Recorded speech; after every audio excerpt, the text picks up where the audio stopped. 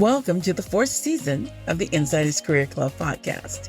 We share career tips and advice from industry experts and me, your career insider, sharing how we achieved career success. Did you know that FeedSpot ranked the Insiders Career Club podcast in the top 25 as one of the best job search podcasts from thousands of listeners, social media, and professionals? But we're more than job search. We're all about helping you have a meaningful career. It's Sindy Thomas, your career insider. You know me as an HR career professional in talent acquisition with a career spanning over 25 years. Are you looking for work or recently laid off? Don't just look for your dream job. Dream jobs come and go. I want to be your career coach throughout your career. Let's work together to find you your dream career.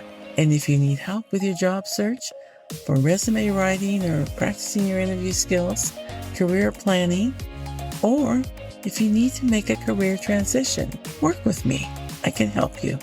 Schedule a free discovery call at www.insiderscareerclub.com. Now, coming up next is a Dynamite podcast. Stay tuned.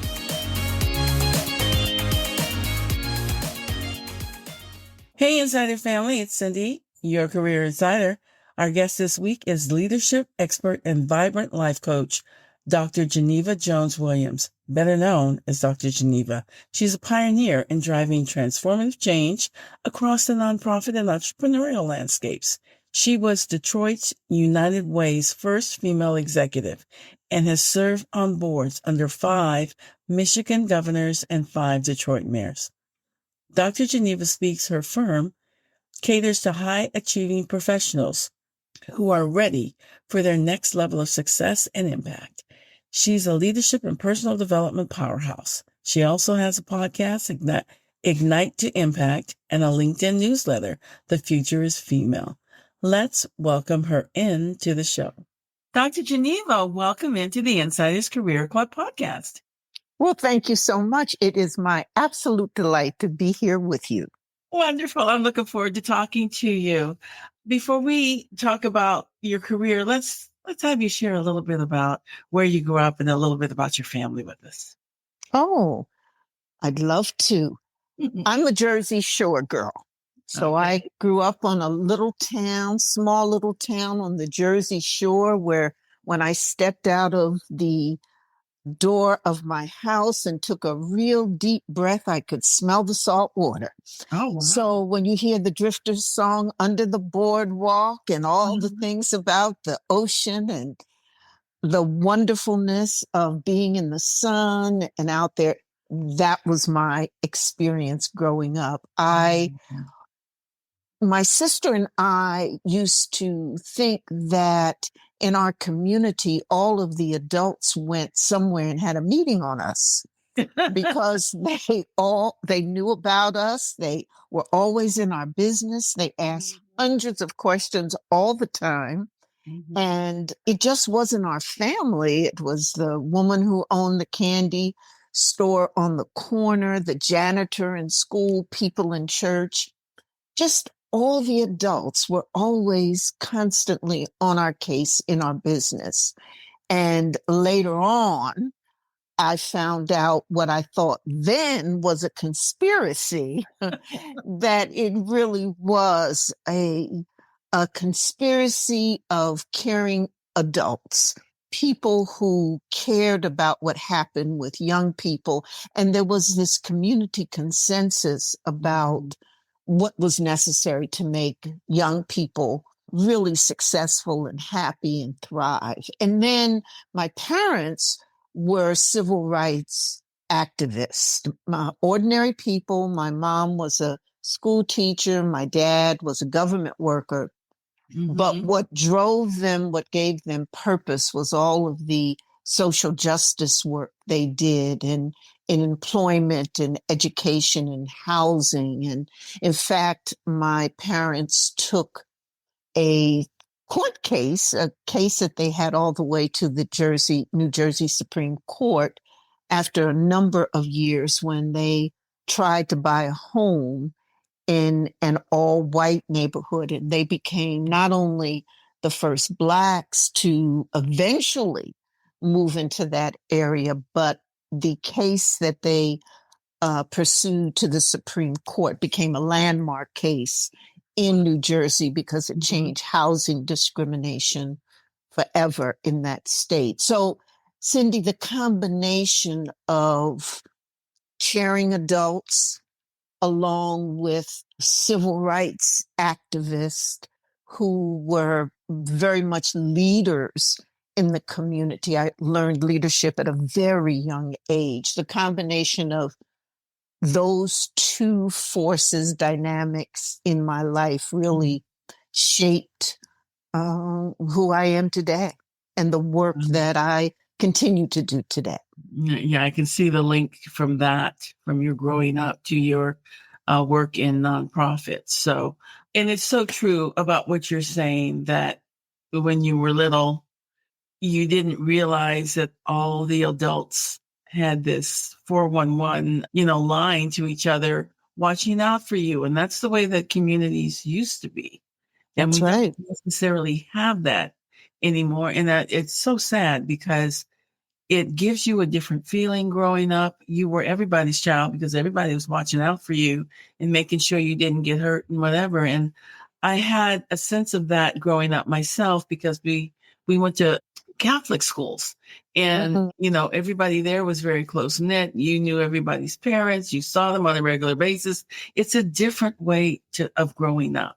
Yes. And unfortunately, a lot of young people are not getting that community these days. Mm-hmm.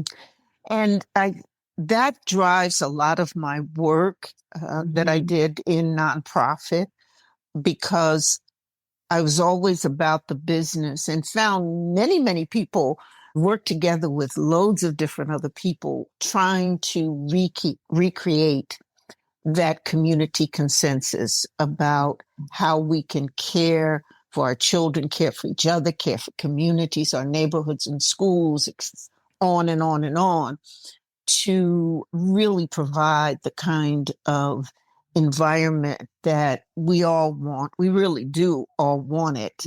And, working in all kinds of neighborhoods and situations to help others recreate that caring community.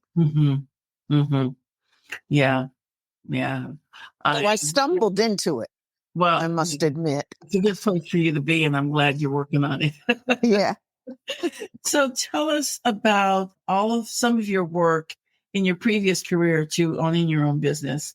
Would you walk us through your previous career path of, what you did and how you got there and why you decided to start your own business?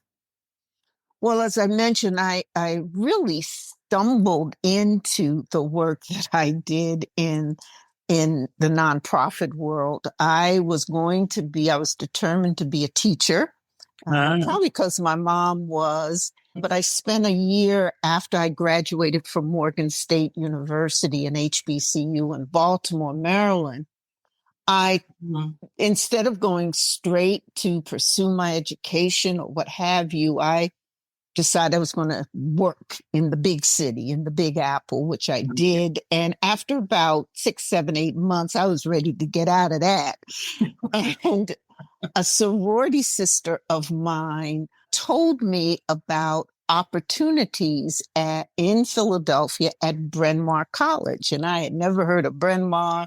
She had talked about, hey, you can get some scholarship grant money to become a social worker.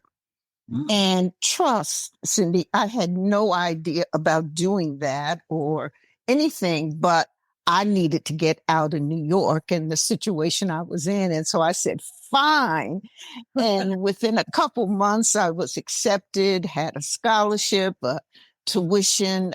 They were looking to diversify and bring Blacks into Bryn Mawr, which was at the time and still is one of the finest universities in the country, particularly in the area of social sciences. So that's how I ended up there, completely, looking and searching for myself, but I found out that I really fell into my purpose. And I took the track of community organization and public policy as opposed to direct social work, working with clients, because frankly, they were encouraging Blacks away from the public policy community organization work, which I found fascinating. And so I said, well, I'm going to do that. And again, didn't know much about it. This was the area of study that President Obama was in. So this whole working in community, helping communities organize, building policy from the ground level, and working with a whole variety of different organizations. So that's what I got trained in, found out I loved it, excelled in it, moved from Philadelphia to Detroit. When I got to Detroit, the United Way was looking again to diversify its ranks. And here I, stepped into Detroit. I had the education background, and they were looking for someone who could, who had that kind of background. And there I was. And so that started me on that United Way career. And I was in there for about 19 years in every facet of the organization. So I learned how to raise lots of money. I worked very closely with all kinds of different groups in the in the community, did community planning, problem solving, learned about volunteerism, how you recruit and train volunteers, just got the whole landscape, and moved in about 8 different positions, Cindy, while I was there. Finally into the president and CEO, when I was the first Black and female to ever hold that position. Wow. And then about 6 years later, I co-merged the 2 United Ways that were in the community, my own and another big, huge organization, and stayed at that newly merged organization for about 6 years. Okay. And then decided to pursue my doctorate.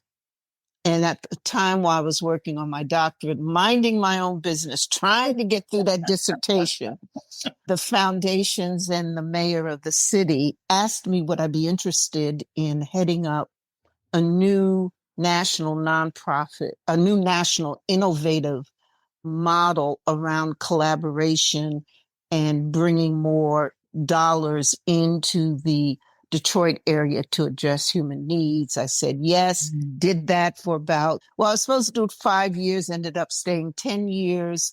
And then as I was looking up one day and saying, I was only supposed to be here for 5 years.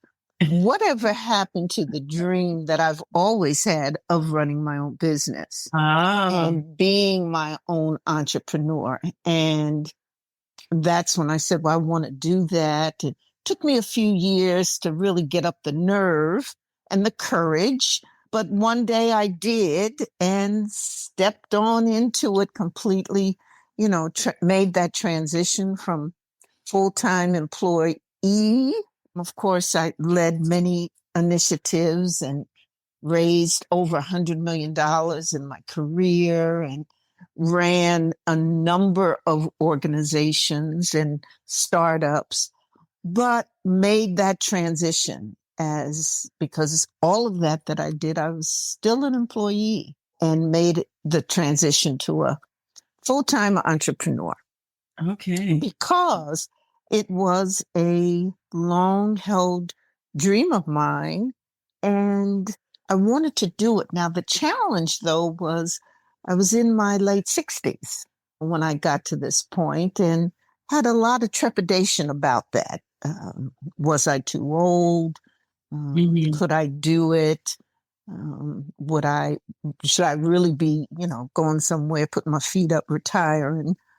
Or should I fulfill this lifelong dream? And I decided to follow my heart and my passion, and jumped into it. And here I am today, a number of years later, have a successful six-figure business and helping lots of people, lots of clients, and really living my best life.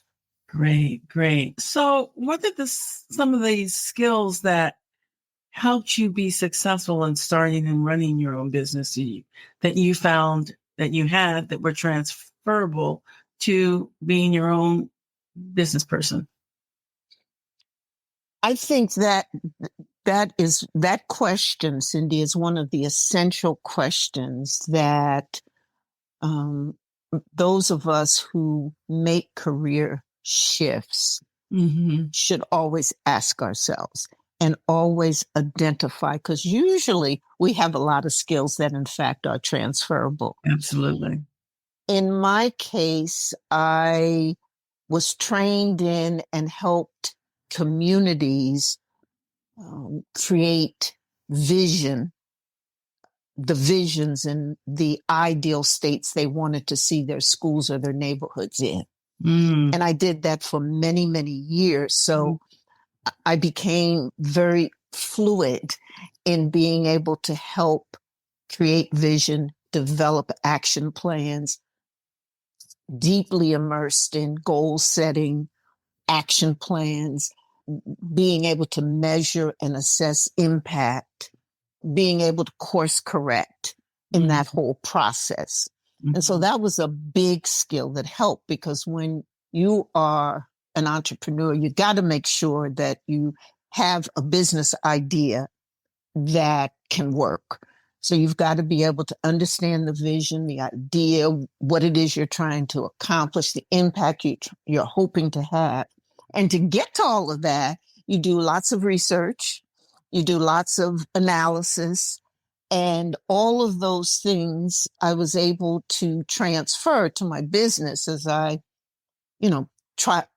tried to figure out, well, what's my competition look like? Is this an idea that really makes sense? What's my profitability going to look like, et cetera? So that was a big skill. I think another one was or is communication. And so, again, many of us have those skills in the jobs that we do, and that's a very transferable one. Being able to articulate and speak your stuff, being able to tell your story, tell your value, communicate that, and also being able to listen, actively listen to your customers, to potential donors, to investors. And so that was another transferable skill. I think also stakeholder engagement. I did a lot of work during my nonprofit journey in working with a whole lot of different people, from donors to volunteers to staff to board members to community members to grassroots folk to people in boardrooms, public policy makers, elected officials, the whole gamut. And so I spent years in working with and developing those relationships. So again, these are some of the things that it's so critical for us to have, particularly as women in business. Our network that we've developed is important to carry with you. And so that the ability to be able to build and establish relationships and communicate with folk was another transferable skill that I thought was, and that is very important. And of course, there's the ability to raise money. So as I mentioned, I, raised millions and millions of dollars, local, national, from private corporations, public entities, foundations, the whole gamut. And there is an art and science to acquiring capital. Whether you're in a nonprofit world or in a profit world, there are some basics that are still the same. So that was a major skill that I was able to use in my business. Let's talk about the networking piece just a little bit more, because I think today the idea of building a network and what you can expect from it are a lot different than probably what the concept was when it started. And I think that individuals that have people that they're connected to on Facebook, people that they're connected to on any of the other social media sites, and even LinkedIn, they are building networks, but they don't really know who they're connecting with. So talk a little bit about how it's one thing to make the acquaintance to someone, but what happens after? How do you build that relationship after you meet with them? Because it's not all, what can you do for me? There's got to be a give and take. So let's talk about that a little bit. When I think of networking, and when I do networking, it's always about building genuine relationships, and that's usually over a time period, and it's really a process. It really isn't, in person. Oh, I got to go to this event. Let me go and, sip a glass of wine and have some cheese and crackers and see who I can meet and hand out some business cards. That really doesn't get it these days, particularly these days when there's so much that is done digitally. Right. And so, with that high tech, you've got to have much more high touch.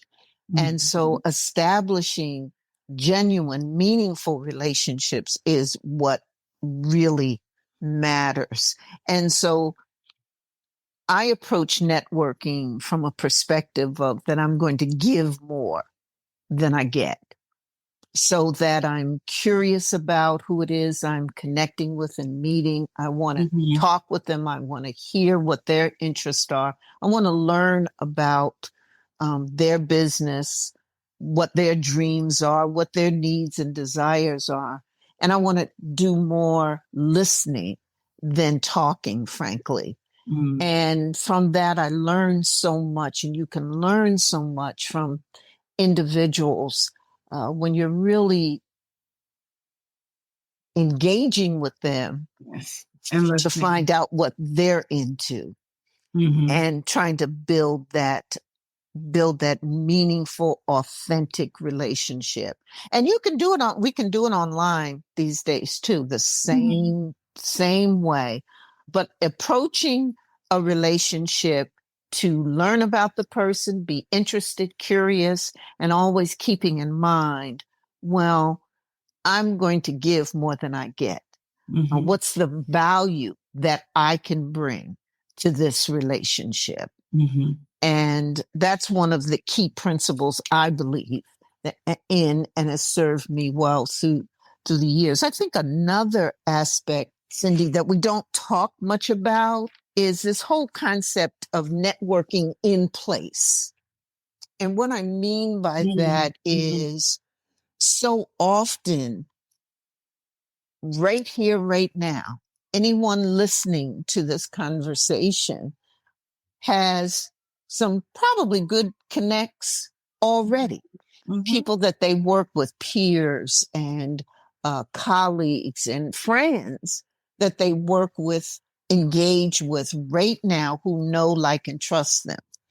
And oftentimes we forget about the network that we've already built, the people who we know, that we've worked with, who we've collaborated with, who we've gone through trials and tribulations with.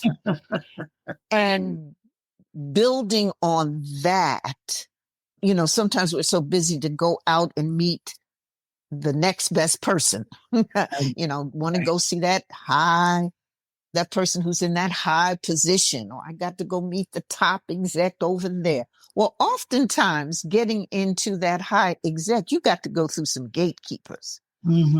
And so really thinking about and examining and reflecting about, who do you already have in your circle that in fact you can leverage?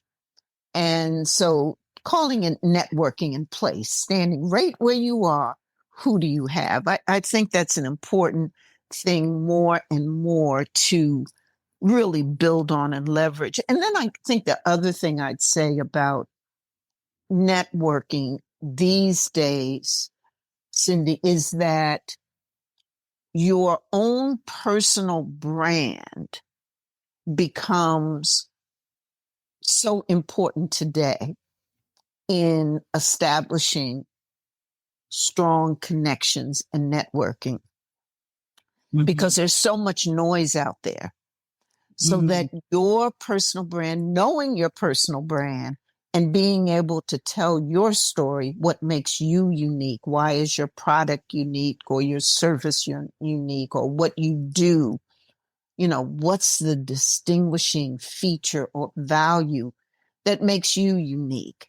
Understanding that, being able to tell that story, knowing your own personal brand and developing it becomes more important today in networking, particularly because we're doing it online often, and it just helps you stand out with all the noise that's going on today. Yeah. Yeah. And I really do like you mentioning and elaborating on the networking in place. I think a lot of people, you do think networking, I got to go out and meet someone, but you can meet the people in your company. And when you Absolutely. do that, you may find a mentor. Not only way you find friends, but you're getting yourself out there. And the more you become known in the company, especially if your brand is to do quality work and you are a person of integrity and you're honest and, all the good things that that describe you, that gives you a leg up on all the individuals who are sitting at their desks and not reaching out to anyone and not letting themselves be known. And you really have to do that if you want to find a mentor, and it's best to have one in the company that you're in, because they can advocate for you at higher levels that you don't have access to. So, I mean, when you're thinking about it, yeah, absolutely. So think about it. Yeah, network at work. Go with someone, have coffee with some, sit down in the lunchroom or cafeteria if you have one, if you're working at a big company, and meet other people in other departments and find out, learn about them, what they do. It will not only make your presence in the company larger, you may gain friends. You'll know more about the company, because if you really listen to individuals and after you've asked them, what do? You get the bigger picture of what the company is doing. You can put the pieces together that you don't have because you're not in that other department. So, I mean, it's really important for individuals to learn the whole picture. You are a cog in the works of that company, but how does that cog work, and what does your work do to bring success to the company? And once you have that vision, it really lights you up because you can get excited about what you're doing. Absolutely. And also, when you network at work, as you've just really so well described, it helps with the politics Yes, as it well. does. Because there's always workplace politics.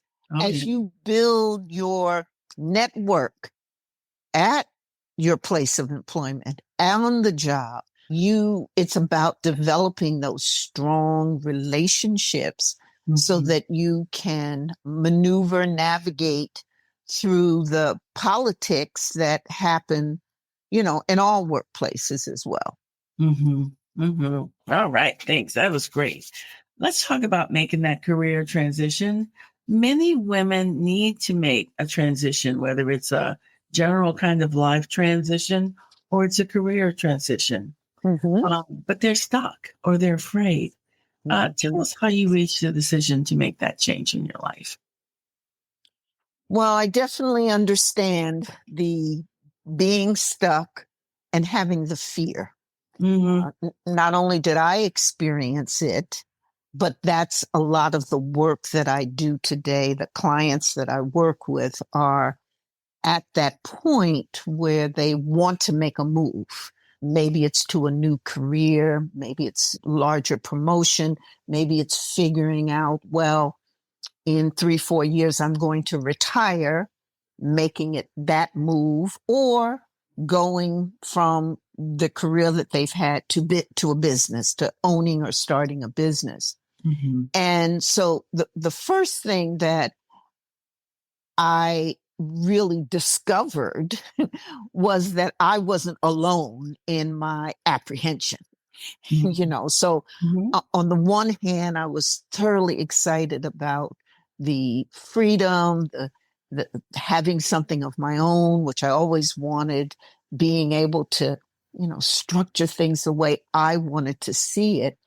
And that was also right there with it was this fear and apprehension about what it is that, what am I doing? And am I really, really sure about it? Mm-hmm. So one of the things I think is so important is to acknowledge that transition that we just talked about, that in fact, any move like we're talking about, from employee to entrepreneur to bigger promotion, mm-hmm. To a new department. Mm-hmm. It's a transition, and it has a significant nature to it, and to acknowledge it and to stop mm-hmm. and say, this is new and different for me. And it's okay if I'm feeling this way, if I have these emotions, mm-hmm. if I'm excited and fearful. Uh-huh. It's natural and normal. So that's the first thing that I think is so critical to do and acknowledge. The other thing that happened with me as I was going through making my transition was that a couple months after I had left my fabulous, awesome career, award-winning career mm-hmm. in the nonprofit world, and stepped into starting my own business, my husband got his first diagnosis of cancer. Mm-hmm. And so what started my business was learning all of that and learning how to be on my own and becoming a caregiver. And during that time also, both my parents got sick. So I was balancing that while I was making this major transition move. And it was very much a challenge. My husband and mom and dad all ended up passing within a very short time with each other. And I was married mm-hmm. to my baby for 40 years. That's how I ended up in Detroit, because he was a Detroiter.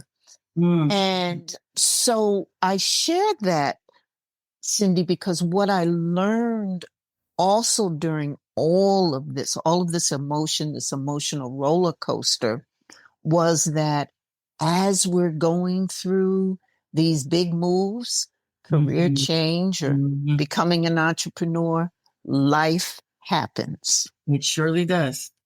And navigating those life changes, loss of a loved ones, or empty nest, or, mm-hmm. Your children leaving, or, moving to a new place, whatever they are, they happen, life happens.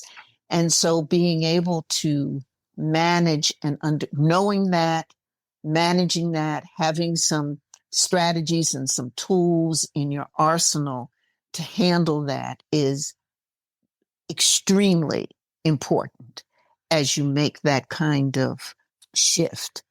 And then the other thing I'll just mention, and of course we could have a whole conversation on just this, and that is the mindset shifts. Absolutely, yeah. That you have to really get prepared for. And the ones that you face going from employee to entrepreneur, your own employer, are major, including, I was used to, I was doing wonderful work, just fabulous work, being this big time leader, creating change, turning my influence into impact, just doing it, being everywhere, seeing everybody, raising lots of money and doing all that great stuff.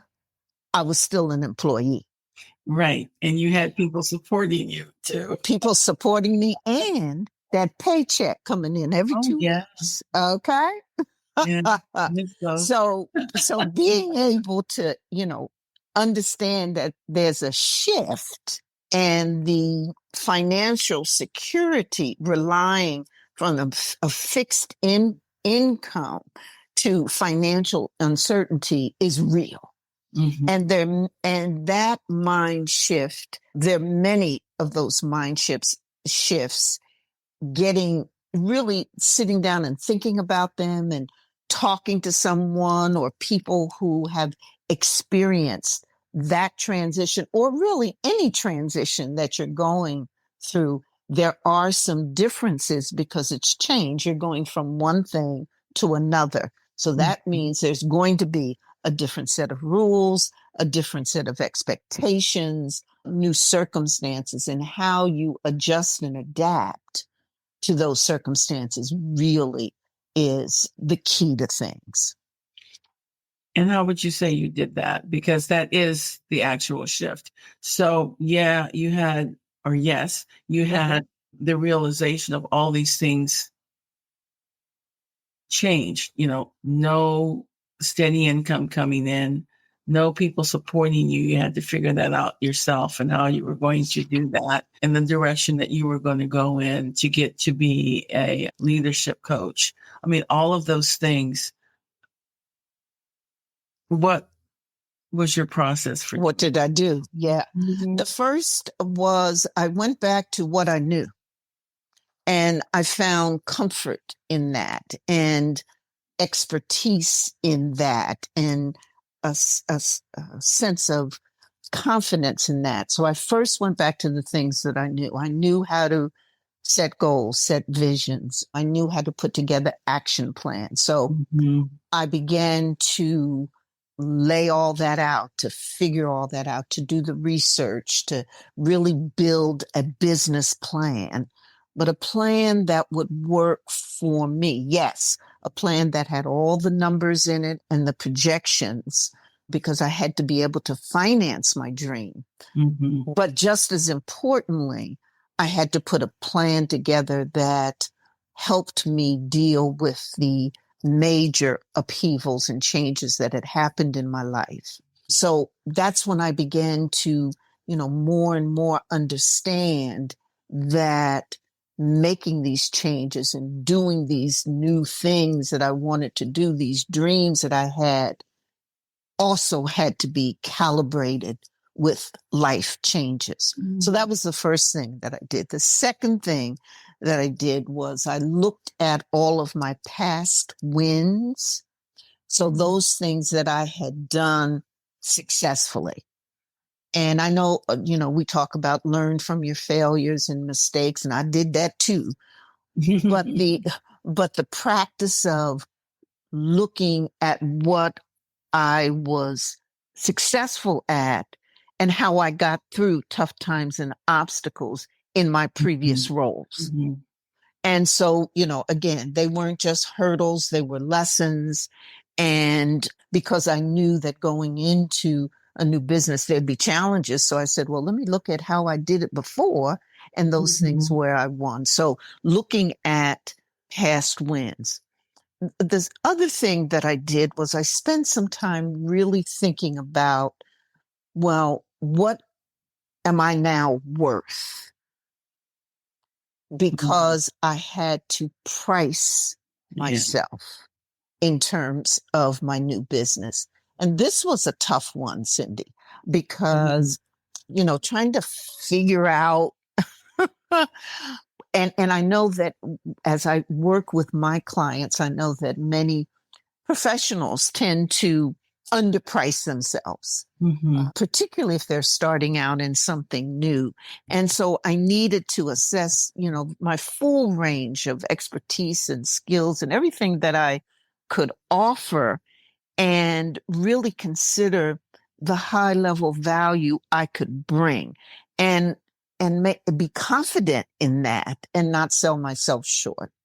So that was another thing that, that I did to make that transition. I also created my own council, my own board of advisors, and my own mastermind.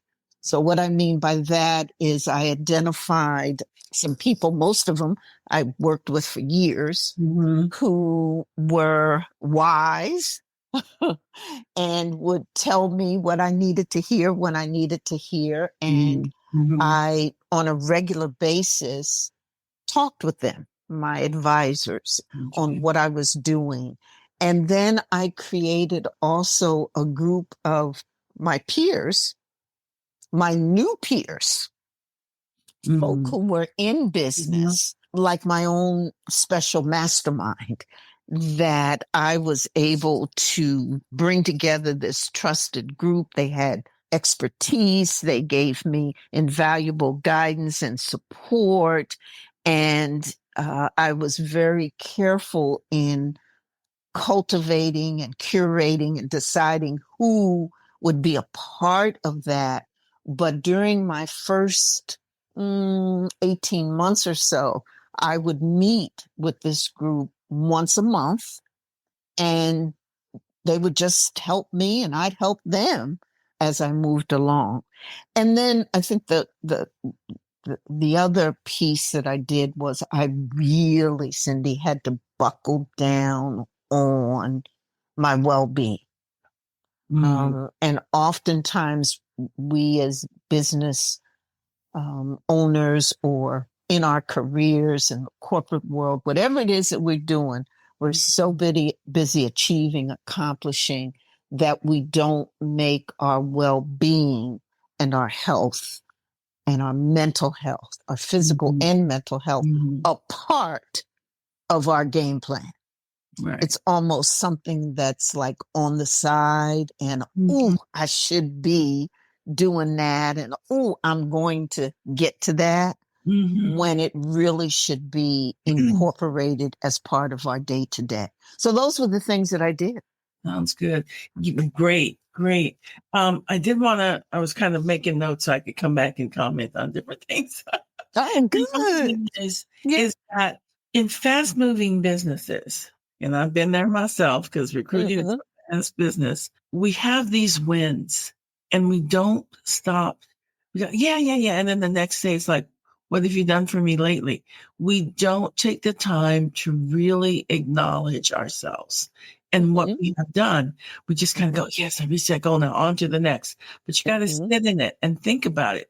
And it's really wise, because if you don't do that, you forget all of the things that you do. You don't remember all these wins you had along the way. And those are the things that buck you up in times of crisis, of times of stress. And it helps to build your confidence. And it's really important that people do that. And I know a lot of people don't do that. And, you witness it in the workplace. You just know they don't really think about it. So I think that was a great point to bring up.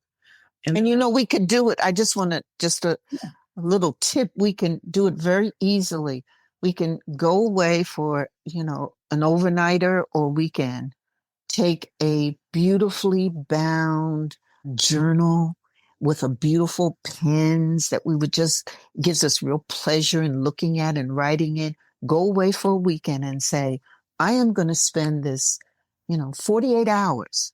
Give yourself that. I'm going to spend 48 hours in writing down everything that I can remember where I won, where I achieved, where I accomplished, where I showed my talents and skills. And then you write it down, because you always have it. Right. And so that when those things, as you talked about, when the times get tough and you're not even sure what's going on and you're doubting yourself, or you're rushing to your next big one, you always have that journal there that you can pull out. Absolutely. And you document it, like you say. You can put it on your resume if you're working for someone else. If you are not working for someone else, some of those things you can put on your website. I mean, those are the things that prove to the people that you're trying to get business from or borrow money from, or whatever it is you're trying to do to build your business. those are the things that say you know what you're doing and you can do That's what right. you want. That's right. So, And then you can also, Cindy, write a book about it absolutely. from it, because that's how I wrote my second book, Living Life Over 50. When I did this exercise, and when I was writing, I said, you know what? I've done a lot. I need to write something about it. So that was really the start of me writing that book. And you can do so much with it. Would you share with us a little bit about your current business? Because you, a business that's pronged, you're an author, you're a life coach, you're a leadership strategist. Can you talk to us a little bit about your businesses? Yes, well, About your business and the different aspects of it. yes, absolutely. Thank you so much for asking me. As you know, I'm based in the Detroit metropolitan area, and my work centers on guiding leaders, especially female entrepreneurs and executives, in strategically growing their revenue and impact while navigating life transitions. So I do leadership development, coaching. I consult with nonprofits and their leaders on how best to run and manage and their organizations and create incredible impact. I help leaders access capital or raise funds. And since I've had that experience, of course, in raising over $100 million. And so I use that as well as the partnerships I've built to help leaders create personal action plans for themselves so that they become the best leaders they can be, to help them manage and grow their organizations, to help them navigate within the workplace. And another part of my business that I've gotten more and more into, at least that is clients coming and asking me for, is helping professionals with their personal brand and figuring out what their next steps are in terms of where do I go next? How do I do it? What should my personal brand be like? How can I build my network? How can I maintain my presence, my executive presence as I move from position to position? So those are the issues, opportunities that I work with leaders, particularly women in leadership roles on. And my journey has been one that's given me a real deep understanding also of the importance of well-being and taking care of yourself in achieving long-term success. So much of the work that I do with the women that I partner with is to help them learn how to successfully incorporate well-being strategies, self-care into their day-to-day life so that they in fact can put themselves as priority number one and find that balance between their ambitions and their family and the joy that they want to find in life. So we put all that together, and I work very closely, mostly in one-to-one mentorship arrangements. And then, Cindy, I also, as I said, I consult with nonprofit organizations. And then I speak, of course. My company is Dr. Geneva Speaks. So I facilitate groups and workshops, and we do a lot of work with boards and board retreats and facilitating those retreats and hosting various events as well. And then, yes, I do write. I have about 8 different books out now, and I love to create that content. My first book was about my dad and his life and achievements as a civil rights activist. And that's launched as an Amazon bestseller. And so that book I'm particularly proud of. And then I'm a grandma. So, when you talk about life and joy, having 5 grandchildren, the last 2 were twins, is just another joy in life. Oh, wow. Nice. Very nice. It has been my pleasure to speak with you today, Dr. Geneva. It's a great conversation. And Well, I think thank you. the listeners are going to get a whole lot out of this podcast with you. So Oh, thank you so much. good. I appreciate that. And of course, if anyone is interested in working with me or partnering, if you need an accountability partner, you can always reach me. I'm on all social media platforms at Dr. Geneva Speaks. GenevaSpeaks.com. Okay. Yes. Wonderful. All right. Well, take care. Have a wonderful day. And hopefully we can stay in contact. Oh, absolutely. Let's do that. I'd love to. All right. Take care. Thank you. Thanks for listening today. Your support's a blessing. And if you enjoyed the podcast, give us a positive rating on Apple. Now, my podcasts are released every 2 weeks on the first and third Wednesdays. I need your support. Keep listening and share these career-changing, elevating podcasts with your friends, coworkers, and family. In addition to the major sites, you can find them on my website at www.insiderscareerclub.com. Do you need career help? I can help you get yourself on the right career track. Sign up for a career coaching call with me today. Now, before you go, let's speak victory over you. You've got a bright future. Good breaks are looking for you. The right people and divine connections are headed your way. And new doors are about to open for you. Believe it and stay open to it. Until next time, take care.